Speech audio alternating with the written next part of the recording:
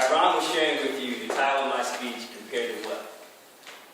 What I wanted to talk about, as you see in your handouts, I gave you something that shows that, the arrow there going both ways. I'm better than. And the reason why I gave that out, because one of the reasons why people aren't successful in life has little to do with lack of education, lack of experience.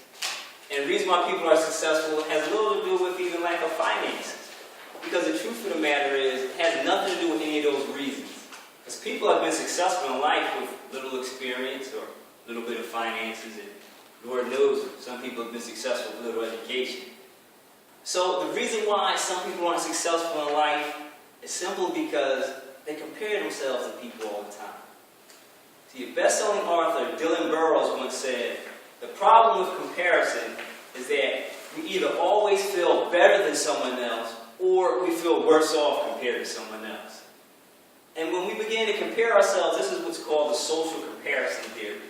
Now, the social comparison theory is derived off the thought that within each one of us, there's a desire to evaluate ourselves by way of comparison to others, to see where we stand and to gauge our own abilities and to make sure we don't have any downfalls, and even better define ourselves. So that's the social comparison theory.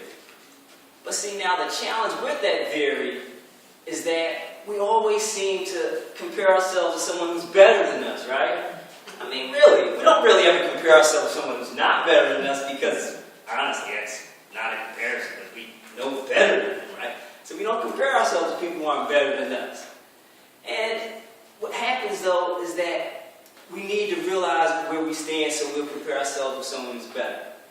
See, I remember it well. It was 2011. It was a Toastmasters International Speech Contest, and I was in it for the regional finals. Now, as the contest was about to start, I knew I was a great speaker. I mean, I just knew it. I was going to go there. I was going to take home the gold. I was all set. Had my speech all ready. Even had my acceptance speech ready. I was like, I'd like to thank the Academy for this award. I visualized it. I was in the moment. I was there. Right? Until I heard the speech from Toynay Hall. I remember her name very well. I heard her speech because she would eventually go on to win the contest. And as I heard her speech, and then I compared it to my speech, it was at that moment that I said to myself, well, at least I'm better than those losers who came in third and fourth. Right? So we always compare ourselves to others. And it's natural. We all do it. We may have done it before, and we may do it again because it's a natural thing that we do to gauge ourselves to see how we stand based on what we've observed. And of course, yes, we do compare ourselves to the best because we want to be the best. However, the challenge comes when some people compare themselves to others too much. Because when we begin to compare ourselves to others too much, we then start to be competing and not completing. And what I mean by that is that if we compare ourselves to others too much, we'll start to competing, and now we're competing against the competition, competing against the other person, and competing against all those that are out there, and we don't spend adequate enough time completing or developing our own selves. On the other hand, whereas if we put aside comparison, then we'll have more time to focus on completing the things that we need to do to better ourselves and to better our skills and develop our goals and develop our abilities. So we need to stop competing and stop comparing so that we can have the time to do those things that are better us. And I know it may take a little bit longer if we do that, but it'll be worth it. Because you know what? Success may not come early, but it'll never come too late. So it'll be more fulfilling when we take the time to stop comparing and competing to develop our own selves. And I know it may be moments when we have to check in on the competition on others to see where we stand, but we can't stay in that mode too long because then if we do, we'll lose perspective of our own goals and lose focus on what we want to achieve. And then we'll also get to a place we won't even recognize some of the accomplishments that we've already done and some of the achievements that we already have at hand. So we need not be competing or comparing. Work towards completing. See, I remember very well when I first heard of Chris Gardner. And Chris Gardner is the person whose life story became the movie Pursuit of Happiness. Chris Gardner once said, comparison is the enemy of creativity and destroys personal development. Comparison is the enemy of creativity and destroys personal development. And see, that's what we need to realize. Because what Chris Gardner was saying was that no matter how bad his life got, no matter how terrible things were, he never compared himself to anyone else.